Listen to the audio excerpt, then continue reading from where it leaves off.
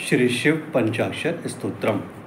नागेन्द्रहाराय त्रिलोचनाय भस्मांगरागाय महेश्वराय नित्याय शुद्धाय दिगंबराय तस्मै नकाराय नमः शिवाय।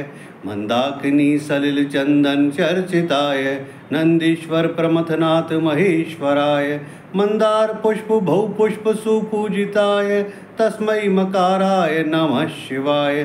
शिवाय गौरी वदनाब्ज वृंद सूर्याय दक्षाध्वरनाशिकाय श्रीनीलकंठाय वृषध्वजाय तस्मै शिकाराय नमः शिवाय।